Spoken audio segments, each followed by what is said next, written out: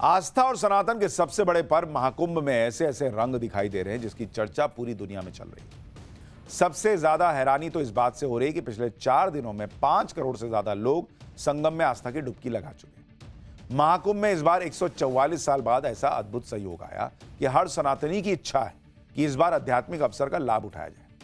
महाकुंभ में संगम स्नान के बाद दूसरी सबसे ज्यादा चर्चा उन बाबाओं की हो रही है जिन्होंने सोशल मीडिया पर धूम मचा दी। इन साधु संतों के रूप रंग से लेकर तौर तरीके तक सब कुछ हैरान करने वाला है। इनके पहनावे से लेकर इनके कठोर साधना ने हर किसी का ध्यान अपनी तरफ खींचा है। इनमें एक बाबा तो ऐसे हैं जो कांटों पर आराम करते हैं, कांटों पर। एक बाबा ऐसे हैं जो कभी नहीं बैठते, वो सिर्फ झूले के सहारे खड़े रहते हैं। ये देखिए, कभी बैठते ही नहीं है जिंदगी में। एक बाबा की कबूतर से ऐसी दोस्ती है कि वो उनके सिर पर 24 घंटे रहता है। महाकुंभ में आस्था, अध्यात्म और सनातन के संगम के साथ साथ कई हैरान करने वाले बाबाओं का भी संगम हुआ है। आज आपको इन बाबाओं की अजीबोगरीब आदतों के बारे में बताने से पहले उनकी एक झलक दिखाता हूं ताकि आप भी सनातन के अलग अलग रंग के बारे में जान सकें। फिर आपको विस्तार से बताऊं।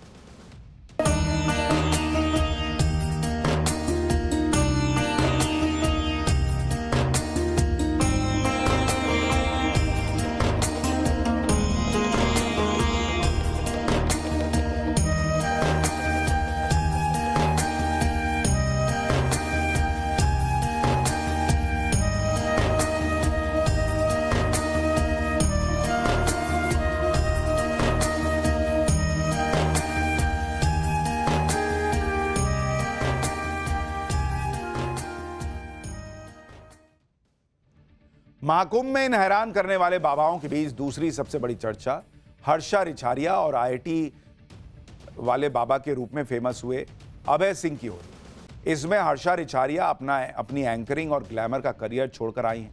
दूसरी तरफ अभय सिंह हैं जो आईआईटी से पढ़ाई करने के बाद अपनी लाखों रुपए की सैलरी वाले पैकेज को छोड़कर बैरागी बन गए। आज के ज़माने में जहां आईआईटी में एडमिशन लेना ज़्यादातर स्टूडेंट्स का सपना होता है, वहां ये अपना जमाया शानदार करियर छोड़कर सनातन की खोज में बैरागी बने। इनके बारे में भी आगे बताऊंगा, लेकिन उससे पहले बात हर्षा रिछारिया की कर लेते हैं, जो महाकुंभ में आने के बाद सोशल मीडिया से लेकर न्यूज चैनल तक हर जगह छाई हुई। लेकिन इस बीच एक ऐसी बात हो गई कि हर्षा की चर्चा अब विवादों में घिर गई। हर्षा से कुछ साधु संत बहुत नाराज हो गए। आपको याद होगा कि कुछ दिन पहले हर्षा रिछारिया महाकुंभ के दौरान पेशवाई के दौरान एक रथ पर बैठी हुई दिखाई दी थी। यहीं से हर्षा सोशल मीडिया पर अचानक वायरल हुई थी। इस दौरान हर्षा रिछारिया बालों में जटा, माथे पर चंदन का टीका और गले में स्फटिक की माला पहने हुए रथ पर दिखी थी। इस तस्वीर ने सोशल मीडिया पर हलचल मचा दी। उनके अलग रूप को देखकर लोग जो है सोशल मीडिया पर चर्चाएं करने लगे। लोगों ने हर्षा के इस रूप को देखकर उन्हें महाकुंभ की सबसे सुंदर साध्वी का भी नाम दे दिया। हालांकि हर्षा खुद को साध्वी नहीं मानती, लेकिन हर्षा के इस रूप और संतों के साथ रथ में बैठने से महाकुंभ में कंट्रोवर्सी छिड़ गई। हर्षा से कई साधु संत नाराज हो गए। उनका कहना है कि महाकुंभ सनातन और आस्था का आयोजन है, इसमें रथ पर सवार साधु संतों की पेशवाई का बहुत महत्व है, लेकिन इसमें ग्लैमर और दिखावे का कोई स्थान नहीं। यानी जो हर्षा रिछारिया रथ से वायरल हुई थी, अब उन पर विवाद छिड़ गया। 4 जनवरी को महाकुंभ में निरंजनी अखाड़े की पेशवाई निकली। इसमें हर्षा रिछारिया महामंडलेश्वर के शाही रथ पर बैठी हुई थी। हर्षा के संतों के साथ शाही रथ पर बैठने पर विवाद हुआ है। इस पर शंकराचार्य स्वामी अभिमुक्तेश्वरानंद सरस्वती ने हर्षा रिछारिया पर सवाल उठाए। इनके अलावा शांभवी पीठाधीश्वर स्वामी आनंद स्वरूप महाराज ने हर्षा के शाही रथ पर बैठने पर नाराजगी जताई। साधु संतों ने कहा कि इस तरह की परंपरा गलत है। हर्षा रिछारिया को संतों के साथ शाही रथ पर जगह नहीं दी जानी चाहिए थी। शंकराचार्य स्वामी अभिमुक्तेश्वरानंद ने हर्षा रिछारिया की आलोचना करते हुए कहा कि जो अभी तक ये तय नहीं कर पाया है कि उसे शादी करनी है या संन्यास की दीक्षा लेनी है, उसे संत महात्माओं के शाही रथ पर जगह देना सही नहीं था। महाकुंभ में धर्माचार्यों को इस तरह के विवाद से बचना चाहिए। जिनका भगवा पहनने का अधिकार नहीं है, उन्हें भगवा पहनने की अनुमति नहीं देनी चाहिए। वो श्रद्धालु के तौर पर शामिल होती तब भी ठीक था, लेकिन भगवा कपड़े में शाही रथ पर बिठाना पूरी तरह गलत है। यहाँ चेहरे की सुंदरता दिखाने का स्थान नहीं है। अगर कोई ऐसा कर रहा है तो इस धर्म के क्षेत्र को विकृत कर रहा है। महाकुंभ में चेहरे की सुंदरता मायने नहीं रखती। महाकुंभ में हम हृदय को निर्मल बनाने के लिए आते हैं। भगवा वस्त्र धारण करना गलत है। पुलिस का ड्रेस वही पहन सकता है जो भर्ती हो चुका। इसलिए जब आप दीक्षा ले ले तभी भगवा पहनिए, उससे पहले भगवा को कलंकित मत कीजिए। स्वामी अभिमुक्तेश्वरानंद के अलावा शांभवी पीठाधीश्वर स्वामी आनंद स्वरूप ने भी हर्षा रिछारिया को लेकर अपनी नाराजगी दिखाई। स्वामी आनंद स्वरूप ने कहा कि साधु संत त्याग का स्वरूप होते हैं भाई, उनमें लोभ मोह भोग नहीं होना चाहिए, इससे समाज में गलत संदेश फैलता है। धर्म को प्रदर्शन का हिस्सा बनाना खतरनाक है, साधु संतों को इससे बचना चाहिए, नहीं तो इसके गंभीर परिणाम भुगतने होंगे। स्वामी आनंद स्वरूप महाराज के इस बयान के बाद हर्षा रिछारिया बहुत दुखी हैं। उनके आंखों से आंसू नहीं रुक रहे। हर्षा का कहना है कि कुछ लोग उन्हें कुंभ में देखना ही नहीं चाहते। उन्होंने यहां तक कह दिया कि स्वामी आनंद स्वरूप ने ऐसा बयान देकर एक पाप किया है। हर्षा तो ये भी कह रही हैं कि वो अब कुंभ से चली जाएंगी। एक बार हर्षा को भी सुनिए।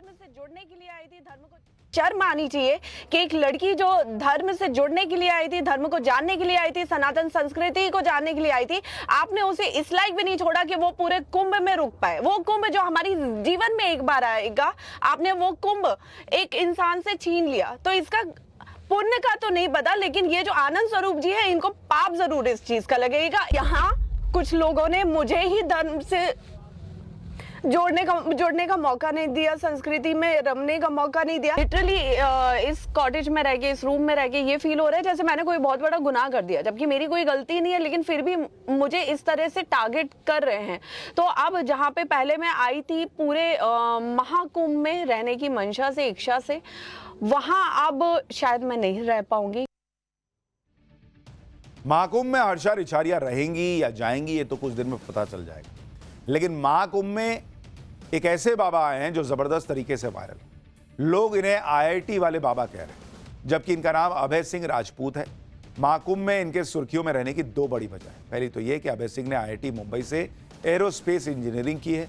इसके बाद इनका कनाडा में लाखों रुपए का पैकेज वाली नौकरी थी, लेकिन सनातन और अध्यात्म की तरफ ऐसा झुकाव हुआ कि दुनियादारी छोड़कर बाबा बने। अभय सिंह जूना अखाड़ा से जुड़े हुए हैं, खुद को अध्यात्म का शिष्य बताते हैं और महाकुंभ में जूना अखाड़ा में ही धुनी रमाए हुए हैं।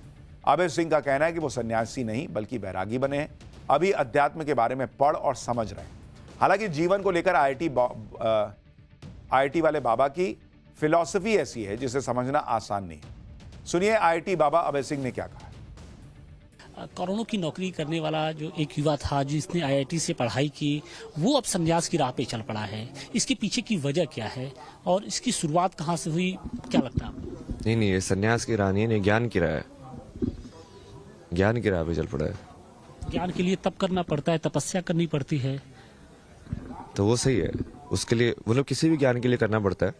तुम किसी वही ऑक्सफोर्ड में बैठ के रिसर्च करोगे तो उसके लिए भी तप करना पड़ता है। एक बिजनेसमैन भी आप भी तप करिए और है ना, अपना काम कर रहे हो तब भी तो कर रहे हो। अब जितना उसके अपने काम के अंदर तप करोगे आप उतने बढ़िया हो जाओगे। लेकिन आपने सनातन की राह चुनी ज्ञान की प्राप्ति के लिए। नहीं, वो वही की राह है वो यही तो समझा रहा है लोगों को